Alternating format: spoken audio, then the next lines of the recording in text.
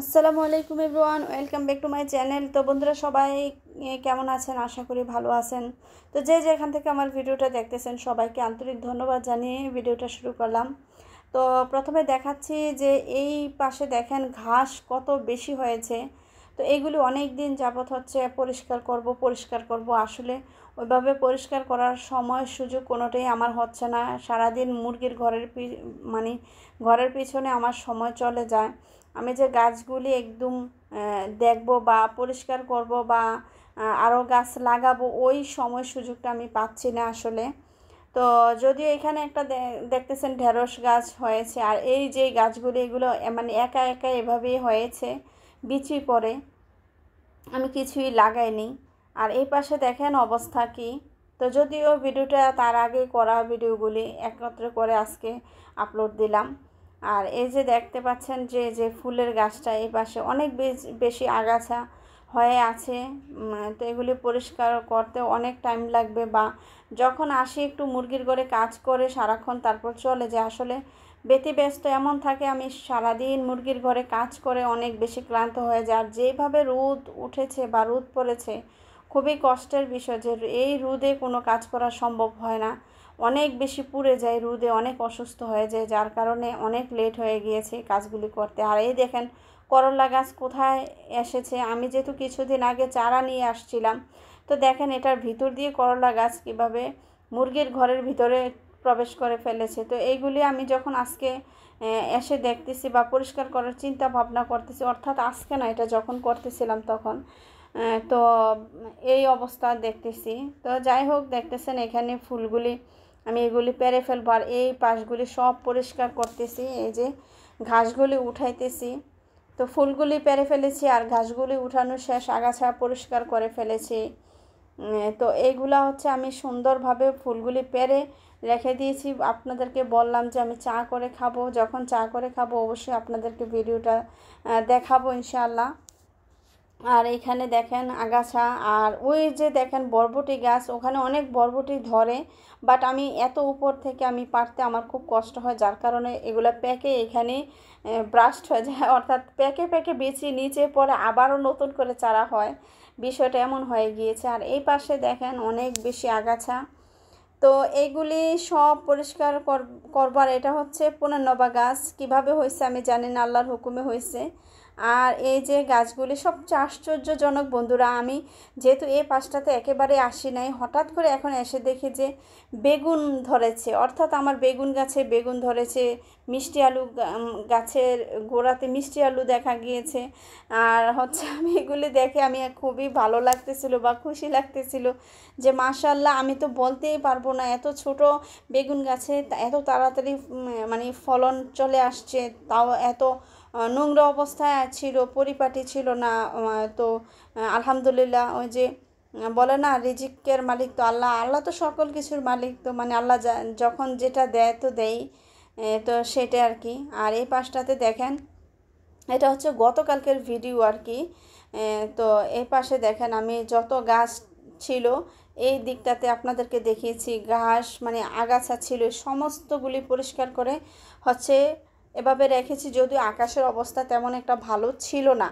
তো তারপর আমি হচ্ছে এগুলি পরিষ্কার করেছি। একটা ঢেঁড়স গাছ হয়েছে, এটা একা একাই হয়েছে, তাও আবার এটার মধ্যে ঢেঁড়সের বীজই চলে আসছে, অর্থাৎ মানে ঢেঁড়স হচ্ছে। মানে বলেন তো, আমি এতটাই ব্যতিব্যস্ত থাকি যে আমি গাছের দিকে একেবারেই লক্ষ্য করতে পারি না। তো এই পাশটাতেও আমি দেখেন পরিষ্কার করে ফুল গাছটা এখানে নিয়ে চলে আসলাম। আর এখানে হচ্ছে বাঁশের কিছু লাঠি, এগুলি আমি ফুল গাছটাকে এমনভাবে সেট করেছি যেন সুন্দরভাবে এগুলি বেড়ে উঠতে পারে। আর অনেকগুলি ফুল এসেছে, তো আলহামদুলিল্লাহ এগুলি পারবো। আর দেখেন কি সুন্দর করে সেট করেছি।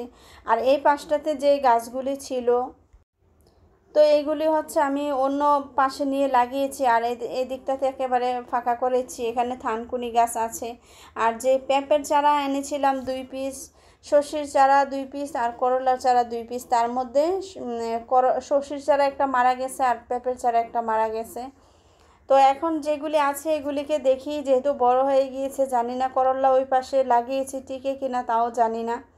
আর যে মরিচের চারাগুলি ছিল এটা আমার বড় বোন বিচি দিয়েছে, অর্থাৎ মরিচ দিয়েছে, ওটা থেকে আমি বিচি রোপণ করেছি। মাশাআল্লাহ অনেকগুলি মরিচের চারা হয়েছে। তো এখানে আমি 4টা বালতির মধ্যে লাগিয়েছি আর কি মরিচের চারা। আর একটা পুঁই শাক হচ্ছে এখানে ওই বালতির মধ্যে ছিল, এদিকে এনে সেট করেছি এগুলি।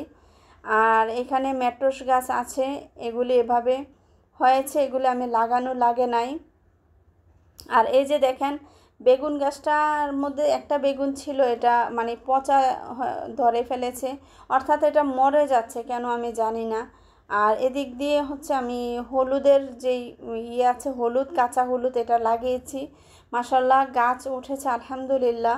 আর এদিকে হচ্ছে মেট্রোস গাছগুলি খুব ভালোভাবে বেড়ে উঠতেছে আর কি। আর যেটা বলতেছিলাম যে এত ঘাস, এত বেশি আগাছা ছিল, তার ভিতরে এই বেগুনগুলি মাশাআল্লাহ এত বড় হয়ে গিয়েছে আমার মনের অজান্তে, আমি নিজেও জানি না।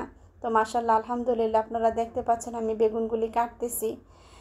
তো অনেক বেশি খুশি লাগলো যে হঠাৎ করে, আমি তো ভাবতেই পারি না যে বেগুন এত তাড়াতাড়ি চলে আসবে, আলহামদুলিল্লাহ। আর এদিকে দেখেন যে শাকটা খেতে আমার মুরগি পছন্দ করে, ওই শাক গাছের ফুল এসেছে। তো এটার মধ্যে বিচি হচ্ছে, আর এটা বিচি যখন হবে একদম পরিপূর্ণ, আশা করি আমি এটা থেকে, এই শাকটা থেকে অনেকগুলি শাক গাছ আমি পাবো ইনশাল্লাহ।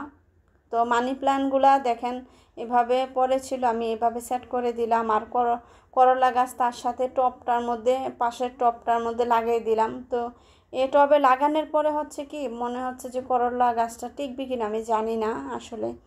তো এটা গতকালকে লাগিয়ে, মানে এই ভিউটা দেখেন সন্ধ্যার দিকে, আমি একেবারে বিকালের দিকে হচ্ছে ভিডিওটা করেছিলাম আর কি। তো যাই হোক, তো গতকালকে এই 4টা বেগুন পেয়েছি গাছে, আমি অজানা সত্ত্বে, আমি না জানি না যে বেগুন ধরেছে, আলহামদুলিল্লাহ। আর আজকে দেখেন এই যে বালতির মধ্যে পানি, মুরগিকে পানি খাইয়েছি, কারণ আমার বাসাতে মোটর নষ্ট হয়ে গিয়েছে গতকালকে রাত্র থেকে। তো আজকে মিস্ত্রি আসতে পারে না এখন পর্যন্ত, তো ওদেরকে কি দেই পানি, আমরা নিজেরাই খাওয়ার জন্য পানি নেই। তো যাই হোক, অবশেষে আসলাম উপরে, ছাদের উপরে এসে তো আগে ওদেরকে খাবার দিয়েছি, বৃষ্টির পানি থেকে ওদেরকে পানি খেতে দিয়েছি, বালতির মধ্যে পানি ছিল ওইগুলা থেকে পানি দিলাম। আর হচ্ছে ফুলগুলি পেরে নিয়েছি। আর এদিকে হচ্ছে দেখেন বেগুন গাছটা হেলে আছে। তো এটা যেহেতু বৃষ্টি পড়তেছে এখনও, যার কারণে এখন ঠিক করা হবে না। আর এই বেগুন গাছে বেগুন অলরেডি চলে আসছে। তো এগুলি হচ্ছে যখন বৃষ্টি থেমে যাবে বা যখন বৃষ্টি থাকবে না, তখন এগুলি আমার কাজগুলি করতে হবে, এখন বৃষ্টিতে ভিজে পারবো না। এই যে বালতি দিয়ে রেখেছি পানি হওয়ার জন্য আর কি। আর এদিকে দেখেন এই যে সমস্ত কিছু গাছ লাগিয়েছি, এগুলা হেলে যাচ্ছে, যে বেগুন গাছটা এভাবে ওকে লাঠির সাহায্যে ওকে সাপোর্ট দেওয়া হবে ইনশাল্লাহ, যখন বৃষ্টি থাকবে না তখন। আর এদিকে দেখেন সব গাছ আলহামদুলিল্লাহ ঠিক আছে। করলা গাছে দেখেন গতকালকে যেরকম একদম ঝুমে গিয়েছিল, আজকে ফুল দেখা যাচ্ছে তরতাজা, মাশাআল্লাহ আলহামদুলিল্লাহ। তো সবাই দোয়া করবেন। আর ভিডিওটা কেমন লাগলো অবশ্যই সবাই আমাকে কমেন্টের মাধ্যমে জানাবেন। আল্লাহ হাফেজ, আসসালামু আলাইকুম।